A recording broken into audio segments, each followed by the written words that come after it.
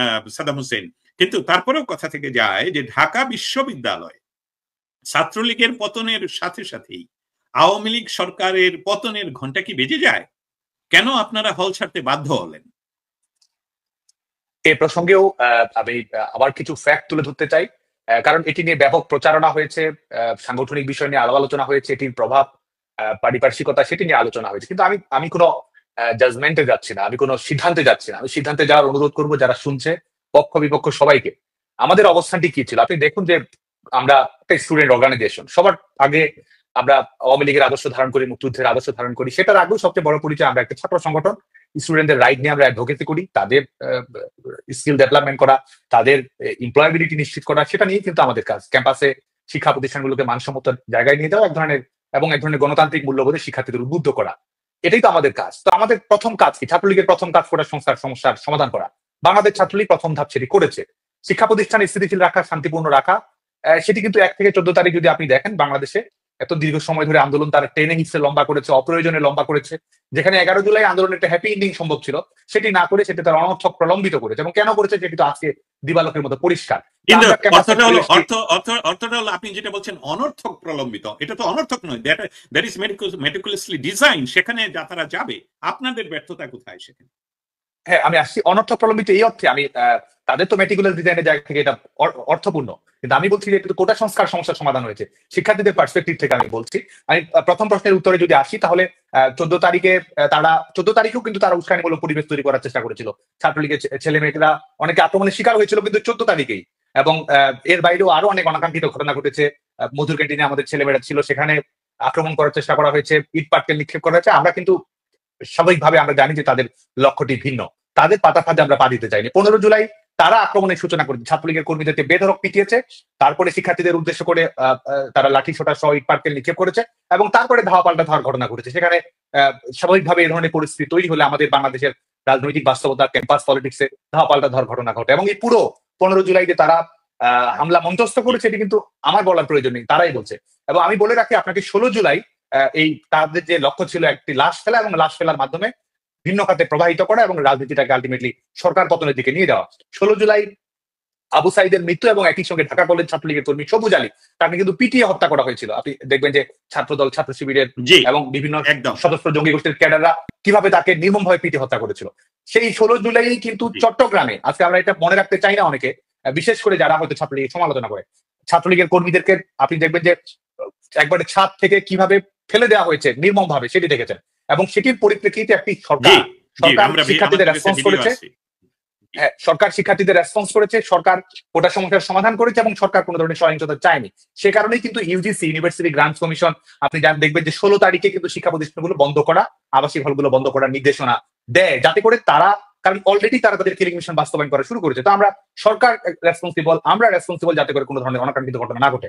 সেটির কারণে কিন্তু ইউজিসি শিক্ষা প্রতিষ্ঠান বন্ধ করার সিদ্ধান্ত নিয়েছিল, এবং যে কারণে কিন্তু আমরা স্বাভাবিকভাবে শিক্ষার্থীদেরকে উৎসাহিত করেছি যাতে করে ক্যাম্পাসগুলোতে আর কোনো অনাকাঙ্ক্ষিত ঘটনা না ঘটে, ক্যাম্পাসগুলোকে যেন শিক্ষার্থীদের লাশ ফেলার একটা ভেন্যু হিসেবে যেন ব্যবহার না করতে পারে। সে কারণে কিন্তু আমরা ছাত্রলীগের কর্মীদেরকে সেটি উৎসাহিতই করেছি। ঢাকা বিশ্ববিদ্যালয়ের ক্ষেত্রে যে ঘটনাটি ঘটেছে, আপনি জানেন যে ঢাকা বিশ্ববিদ্যালয় ঢাকা ইউনিভার্সিটি অর্ডার 1973 অনুযায়ী পরিচালিত হয়, যে কারণে তারা ইউজিসির সিদ্ধান্ত নেওয়ার পরেও 17 তারিখ সকাল 11টায় কিন্তু সিন্ডিকেটের মিটিং ছিল। এই ফ্যাক্ট গুলো আমরা অনেকেই মনে রাখতে চাই না। সিন্ডিকেটের মিটিং ছিল, যে সিন্ডিকেটের মিটিং এর মাধ্যমে আনুষ্ঠানিকভাবে ইউজিসির সিদ্ধান্ত গ্রহণ করা হবে।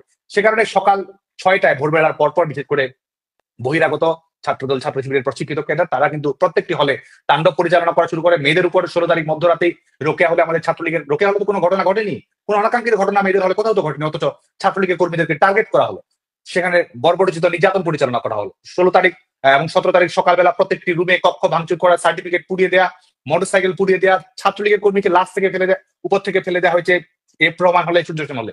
তো এই ধরনের পরিবেশ পরিস্থিতি যখন তৈরি করা হচ্ছিল, স্বাভাবিকভাবেই আমরা সেটি চাইনি যে কোনো অনাকাঙ্ক্ষিত ঘটনা বাড়ুক। এবং সবচেয়ে বড় কথা, কিছুক্ষণ পরে যখন 4-5 ঘন্টা পরে যখন বিশ্ববিদ্যালয় আনুষ্ঠানিকভাবে বন্ধই হতে যাচ্ছে, তখন আমরা কেন, আপনি বলুন যে আমরা একটা ছাত্র সংগঠন হিসেবে আমরা কেন সেই সিদ্ধান্ত নিতে যাবো যেটি পরিবেশ পরিস্থিতি হিসেবে আরো বাড়িয়ে দেয়।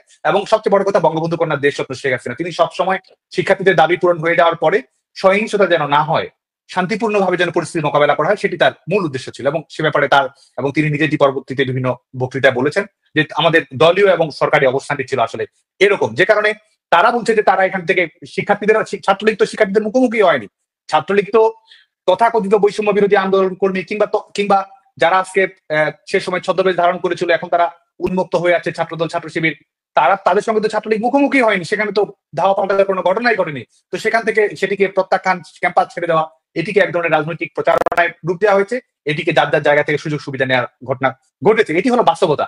এখন অবশ্যই পেছনে যখন আমরা ফিরে তাকাই, তখন অবশ্যই আমাদের অনেকগুলো বিষয় মনে হয় যে এই সিদ্ধান্তটি এভাবে হতে পারতো, ওই সিদ্ধান্তটি এভাবেই হতে পারতো। হ্যাঁ, এটি নিয়ে মূল্যায়ন রয়েছে, এবং সবচেয়ে বড় কথা, পুরো ফ্রেমটি নিয়ে আমরা কিন্তু শিক্ষার্থীদের সতর্ক থাকার জন্য আহ্বান জানিয়েছি যে এটি কোটা সংস্কারের আড়াল, এটি সরকার বিরোধী আন্দোলনের দিকে নিয়ে যাওয়ার একটা প্রচেষ্টা আছে।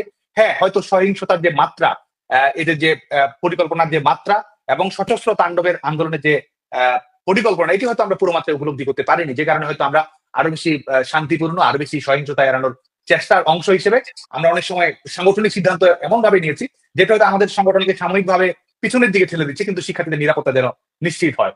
হয়তো এক্ষেত্রে কিছু মূল্যায়নের সুযোগ আছে। অসংখ্য ধন্যবাদ। আপনি অপ্রিয়ভাবে সত্য কথাগুলো বললেন, কেন ছাত্র লীগ ক্যাম্পাস থেকে সরে গেল।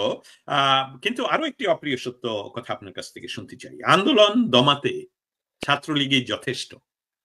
আওয়ামী লীগের সাধারণ সম্পাদক ওবায়দুল কাদেরের এই বক্তব্যটি আপনি এই সময়ে এসে কিভাবে ব্যাখ্যা করেন? দেখুন, এটি পুরো আপনি দেখবেন যে ইন্টারভিউতে যেটি বলেছেন, এই পুরো ইন্টারভিউতে কিন্তু পুরো বক্তব্যটি আমাদের গণমাধ্যমের সামনে উপস্থাপন করা হয়নি। এটির আগে তিনি অনেক কিছু বলেছেন, পরে অনেক কিছু বলেছেন, বিচ্ছিন্নভাবে এই ট্যাগলাইন গুলোকে ক্লিক বেইট জার্নালিজমের মতো করে ব্যবহার করে আসলে পরিস্থিতির উস্কানি মূলক ঘটনা ঘটানোর কাজে আসলে ব্যবহার করা হয়েছে। কারণ সরকার কিন্তু এই আন্দোলনে তো কোনো বিরোধী পক্ষ ছিল না। শিক্ষার্থীদের দাবির প্রেক্ষিতে সরকার পক্ষই তো আদালতে লড়ছিল, সরকার পক্ষই বলছিল আন্তরিক ছাত্রলীগ মাঠে কর্মসূচি দিচ্ছিল সংস্কারের দাবি। তো সেটি যেহেতু একটি সাবজুডিস বিষয় ছিল, বিচারিক প্রক্রিয়া যাতে করে শান্তিপূর্ণ একটা সমাধান হয়, এটি তো আমাদের লক্ষ্য ছিল। আমি পিছনে যদি তাকাই, তাহলে হাইকোর্টের যে সিদ্ধান্তটি ছিল সেটিকে আমরা মনে করি যে বিচার বিভাগীয় অতি সক্রিয়তা, যেটির কারণে সরকারের একটি পলিসি ডিসিশন তারা বাতিল করেছিল, এবং যেটির কারণে অনাকাঙ্ক্ষিত পরিবেশ ঘটেছিল এবং জল ঘোলা করার সুযোগ এই পরিস্থিতির মধ্যে তৈরি হয়েছিল। কিন্তু তা আওয়ামী লীগের সাধারণ সম্পাদক যে বক্তব্যটি দিয়েছিলেন, এটি কিন্তু আওয়ামী লীগ থেকে সবসময় আমাদেরকে নির্দেশনা দেওয়া হয়েছিল শান্তিপূর্ণ অবস্থান করার, সহিংসতার ঘটনা যেন না ঘটে, সংস্কারের পক্ষে অবস্থান গ্রহণ করার, এটি কিন্তু দলের অবস্থান ছিল। এবং আরেকটি বিষয়, পলিটিক্যাল রেটোরিক। বাংলাদেশের রাজনীতি যারা জানে, বাংলাদেশের রাজনীতি সম্পর্কে যারা ধারণা রাখে, তারা কিন্তু জানে যে পলিটিক্যাল রেটোরিক, এই ধরনের আমাদের আন্দোলন, রাজপথের ভূমিকা, বিভিন্ন ধরনের কথাবার্তা কিন্তু বলা হয়। তো কোনটি কি বিষয়, এটি কিন্তু বাংলাদেশের জনগণের এক ধরনের উপলব্ধি আছে। এটি নিয়ে হয়তো সাময়িক সময়ে বিভ্রান্ত করা যায়, কিন্তু স্থায়ীভাবে এটি নিয়ে বিভ্রান্ত করার কোনো সুযোগ আছে বলে আমি মনে করি না। অসংখ্য ধন্যবাদ আপনাকে। আবারও দর্শক শ্রোতা যারা আমাদেরকে সরাসরি লাইভে এখন দেখছেন, শুনছেন, বা ভবিষ্যতে দেখবেন, শুনবেন, আপনাদের জন্য জানিয়ে রাখি, অপ্রিয় সত্যের মুখোমুখি হচ্ছেন আজকে সাদ্দাম হোসেন। বাংলাদেশ ছাত্রলীগ, যেটা বর্তমান অসাংবিধানিক ইন্টারিম গভর্নমেন্ট তার কার্যক্রম বা তাকে নিষিদ্ধ ঘোষণা করেছে, সেই ছাত্রলীগের সভাপতি এবং ডাকসুর প্রাক্তন নির্বাচিত এজিএস সাদ্দাম হোসেন আজকে আমার সাথে অপ্রিয় সত্যের মুখোমুখি হচ্ছেন। আরো একটি অপ্রিয় সত্যর কথা আপনার কাছে আমি জানতে চাই, সেই সাথে এই প্রশ্নটি ইতিমধ্যে একজন আমাদের দর্শক শ্রোতাও পাঠিয়েছেন, স্ক্রিনে দেখলাম। সেটা হলো, আপনাদের মাঝে মানে ছাত্রলীগের ভেতরে এত ছাত্র শিবিরের সদস্য ছিল, আপনারা কেন তা বুঝতে পারলেন না? অনুপ্রবেশের ঘটনা ঘটেছে, এবং এটি একটি বড় কারণ, সেটি হচ্ছে যে বাংলাদেশ ছাত্রলীগ উন্মুক্ত সংগঠন।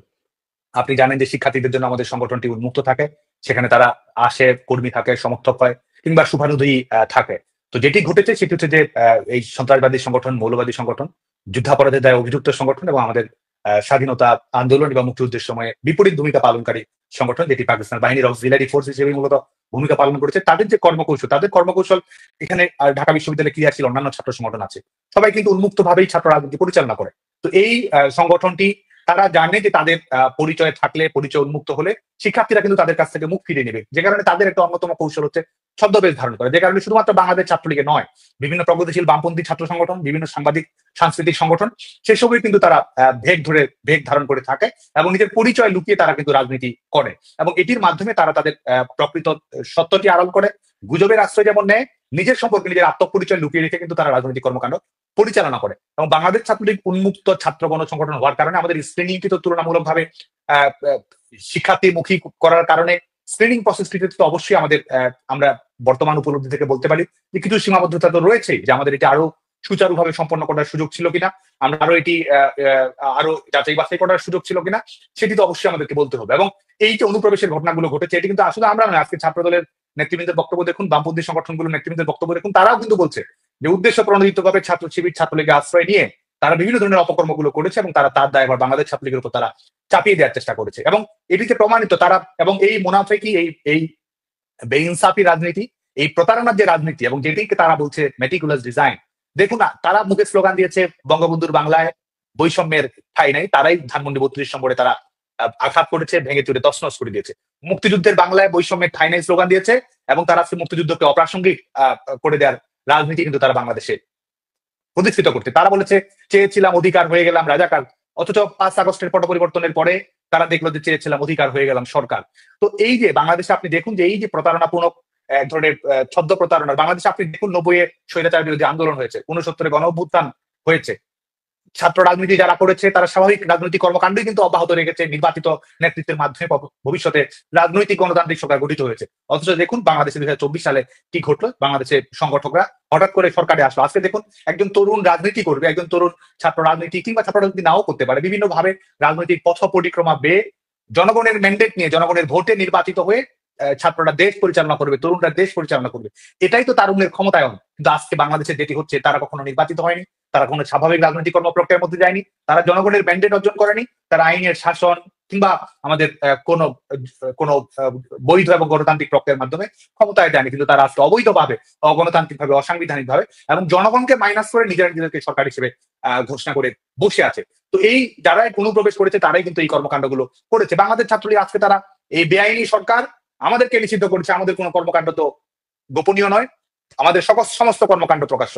আমরা ঘোষণা দিয়ে বলছি এই দখলদার সরকারের বিদায় ঘটবে, আমরা ঘোষণা দিয়ে বলছি বাংলাদেশে আমরা গণতন্ত্র ফিরে আনবো, আমরা ঘোষণা দিয়ে বলছি যারা ছাত্র হত্যা করেছে, যারা নাগরিকদের হত্যাকাণ্ড ঘটিয়েছে, যারা আওয়ামী লীগ ছাত্রলীগের নেতাকর্মীদের উপর জুলুম চালিয়েছে, সাধারণ মানুষকে যারা মেটিকুলাস ডিজাইন করে টার্গেট কিলিং করে স্নাইপার ব্যবহার করে হত্যাকাণ্ড করেছে, তাদেরও বিচারিক প্রক্রিয়ার আওতায় আসতে হবে। আমরা মবের আশ্রয় নেব না, আমরা যারা অপরাধী তাদেরকেও আইনে আশ্রয় নেওয়ার সমস্ত সুযোগ নিশ্চিত করব এবং একই সঙ্গে তার সমস্ত নাগরিক অধিকার নিশ্চিত করে আইনানুগ প্রক্রিয়ায় তাদের বিচার নিশ্চিত করা হবে। বাংলাদেশ ছাত্রলীগ যতই সংকট আসুক, যতই আঘাত আসুক, বাংলাদেশ ছাত্রলীগ কখনো এই যারা মুনাফেকি রাজনীতি করেছে, প্রতারণাপূর্ণ পথ বেয়ে যারা রাজনীতি করেছে, তাদের সঙ্গে তাদের দেখানো পথ বাংলাদেশ ছাত্রলীগ অবলম্বন করে না। যারা অনুপ্রবেশের রাজনীতি করে, ছদ্মবেশের রাজনীতি করে, তারা হয়তো সাময়িক সাফল্য লাভ করতে পারে, কিন্তু জনগণের মনে স্থায়ী আসন লাভ করা তাদের পক্ষে কখনো সম্ভব বলে আমি মনে করি না। এবং এটির সবচেয়ে বড় প্রমাণ, মুক্তিযুদ্ধ চলাকালীন সময়ে কিন্তু পাকিস্তান সেনাবাহিনীর সহযোগিতায় এই রাজাকার আল বদর আল শামস তৎকালীন ইসলামী ছাত্র সংঘ দাপট দেখিয়েছে,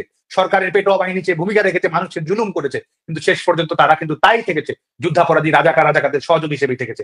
বঙ্গবন্ধুকে হত্যা করার পরে বঙ্গভবন নিয়ন্ত্রণ করে রিভলভার থেকে রাষ্ট্র পরিচালনা করেছে অনেকেই, কিন্তু শেষ পর্যন্ত বাংলাদেশের মানুষের কাছে কিন্তু তারা খুনি হিসেবেই স্বীকৃত হয়েছে। যে কারণে আজকে যারা ক্ষমতায় আছে তারা যদি মনে করে যে ইতিহাসের শেষ কথা লেখা হয়ে গেছে, তাহলে তারা আসলে বোকার স্বর্গে বসবাস করছে। ইতিহাস বাংলাদেশ ছাত্রলীগের নেতাকর্মীরাই লিখবে, সেটি গণতন্ত্র, মুক্তিযুদ্ধ এবং স্বাধীনতা এবং সমতার বাংলাদেশ ফিরিয়ে নিয়ে আসার মাধ্যমে। আপনাকে আরেকটি অপ্রিয় কথা বলার জন্য কিন্তু উত্তরটা মনে হয় ইতিমধ্যে পেয়ে গেছি। তারপরে আমি আমাদের শ্রোতা মন্ডলীর জন্য বলবো যে আপনি যেভাবে এখন ব্যাখ্যা করলেন যে কিভাবে ছাত্রলীগ ফিরে আসবে, সেখানে সামাজিক মাধ্যমে, যোগাযোগ মাধ্যমে আমরা দেখতে পাচ্ছি কিছুদিন ধরে ভয়ঙ্কর রূপে ফিরবে ছাত্রলীগ। আপনারা কি প্রতিশোধ পরায়ণ হয়ে উঠবেন? প্রশ্নই আসে না। আমাদের লড়াই তো একটা ন্যায়সঙ্গত সমাজ প্রতিষ্ঠা করার জন্য, আমাদের লড়াই তো গণতন্ত্র প্রতিষ্ঠা করার জন্য, আমাদের লড়াই তো আমাদের রাজনৈতিক কর্মীদের নয়, মানুষের অধিকার প্রতিষ্ঠা করার জন্য। সুন্দর একটা বাংলাদেশ থাকবে, গণতান্ত্রিক প্রতিযোগিতামূলক রাজনীতি থাকবে এবং মানুষের মৌলিক মানবাধিকার থাকবে, সেটির লক্ষ্যেই তো আমরা রাজনীতি করি। এবং আমাদের আজকে দেখুন, আজকে এই আমরা যদি ক্যাম্পাসের রাজনীতির দিকে তাকাই, বঙ্গবন্ধু কন্যার নেতৃত্বে আওয়ামী লীগ সরকার 17 বছর দেশ পরিচালনা করেছে। আজকে যারা বড় বড় কথা বলছে, ছাত্রদল করুক, ছাত্র শিবির করুক, বামপন্থী সংগঠন করুক, নির্বিঘ্নে ক্যাম্পাসে একাডেমিক কর্মকাণ্ড পরিচালনা করেছে। আজকে বাংলাদেশে এই মুহূর্তে 5 লাখের অধিক শিক্ষার্থী শিক্ষার অধিকার থেকে বঞ্চিত, কয়েক হাজার শিক্ষার্থীর সার্টিফিকেট বাতিল করা হয়েছে শুধুমাত্র গণতান্ত্রিক মূল্যবোধ সম্পন্ন হওয়ার কারণে, শুধুমাত্র মুক্তিযুদ্ধকে ভালোবাসার কারণে, শুধুমাত্র সরকারের এই অবৈধ সরকারের বিরুদ্ধে প্রতিবাদ করার কারণে শিক্ষকের একাডেমিক ফ্রিডম থেকে বঞ্চিত রয়েছে। তো আজকে যে পরিবেশ পরিস্থিতি যারা তৈরি করেছে, আমরা কেন লড়াই করবো? আমরা সংগ্রাম করবো তো আজকে এই যে তরুণ যারা রয়েছে তাদের কর্মসংস্থান, তারা যেন মানসম্মত লেখাপড়া করতে পারে, তারা যেন প্রতিযোগিতামূলক পরিবেশের মধ্য দিয়ে ভালো একটি সুনাগরিকতার মধ্য দিয়ে আমাদের দেশকে সমৃদ্ধ করতে পারে, সেটাই তো আমাদের লক্ষ্য। এবং দেখুন, রাজনীতিতে সাধারণ মানুষ কিংবা ছাত্র সমাজ কিংবা তরুণ, তারা তো আমাদের সমালোচনা করতে পারে, সমর্থনও করতে পারে, প্রত্যাখ্যানও করতে পারে। সাধারণ মানুষের সমস্ত অধিকারই রয়েছে এবং আমরা তো রাজনীতি করি জনগণের জন্যই। সাধারণ মানুষের জন্য, তরুণদের জন্য, ছাত্র সমাজের জন্যই তো আমাদের রাজনীতি। তারাই তো আমাদের ছাত্র রাজনীতির মালিকানা তো তাদের কাছে। তো তারা তো কোনো অবস্থাতে আমাদের প্রতিপক্ষ নয়, তারা আমাদের পক্ষ। এবং সে কারণেই আমরা অবশ্যই ন্যায় বিচার, কারণ আইনের শাসন প্রতিষ্ঠা করতে হবে। যে হত্যাকাণ্ডগুলো ঘটেছে, যে নারকীয় নির্যাতন নিষ্পেষণ পরিচালনা করা হয়েছে, 11 মাস ব্যাপী সাধারণ মানুষের উপর তাণ্ডব পরিচালনা করা হয়েছে, আওয়ামী লীগ ছাত্রলীগের নেতাকর্মীদের উপর হত্যাকাণ্ড, বিভৎস লীলা পরিচালনা করা হয়েছে, মানুষের ঘর বাড়ি পুড়িয়ে দেওয়া হয়েছে, স্বাধীনতার বিভিন্ন প্রতীকগুলো ধ্বংসস্তূপে পরিণত করা হয়েছে, মুক্তিযুদ্ধের যে সবচেয়ে বিখ্যাত ভবনটি, আমাদের স্বাধীনতা সংগ্রামের সূতিকাগার, আমাদের আমাদের প্রেরণার উৎস ধানমন্ডি 32 নম্বরকে গুড়িয়ে দেওয়া, এর প্রত্যেকটি ফৌজদারি অপরাধ, এর প্রত্যেকটি আমরা মনে করি যে আমাদের প্রচলিত আইন অনুযায়ী অপরাধ। এবং এর আমরা অবশ্যই যারা আমাদের বিরুদ্ধে আন্দোলন করেছে, আমাদের বিরুদ্ধে প্রতিবাদ করেছে, যারা আন্দোলন করে, যারা প্রতিবাদ করে, তাদের তারুণ্যের শক্তি তো আমাদের শক্তি, প্রতিবাদের শক্তি। আমাদের প্রতিবাদ আমাদের বিপক্ষে হলেও তারুণ্যের প্রতিবাদকেই তো আমরা ধারণ করি, সেটি আমাদের বিপক্ষে গেলেও। তো সে কারণে ভবিষ্যতে তরুণরা যেন প্রতিবাদ করতে পারে, তরুণদের স্বপ্ন যেন বাস্তবায়িত হয়, সেই লক্ষ্যেই আমরা কাজ করব। তরুণদের অভাব থাকতে পারে, অভিযোগ থাকতে পারে, অভিমান থাকতে পারে, আমাদের নিয়ে সমালোচনা থাকতে পারে, তরুণদের সমালোচনায় আমাদের চলার পথের ইস্তেহার, এবং সেটিকে কেন্দ্র করে আমরা কর্মকাণ্ড পরিচালনা করব। এবং একই সঙ্গে যারা এই অপরাধমূলক কর্মকাণ্ডগুলোর সঙ্গে সম্পৃক্ত, জুলাই আগস্টে যারা ছাত্র নাগরিকদের হত্যা করেছে, টার্গেট কিলিং করেছে, স্নাইপার ব্যবহার করেছে, মানুষের উপর সহিংসতা চালিয়েছে, 400 থানা লুট করেছে, পুলিশদের উপর হত্যালীলা চালিয়েছে, তাদেরকে অবশ্যই বিচারিক প্রক্রিয়ার আওতায় নিয়ে আসা হবে। এটি আমাদের আইনের শাসনের প্রতি প্রতিশ্রুতি। এটি কোনো ধরনের প্রতিহিংসা কিংবা প্রতিশোধের অনুসিদ্ধান্ত নয় বলে আমি মনে করি।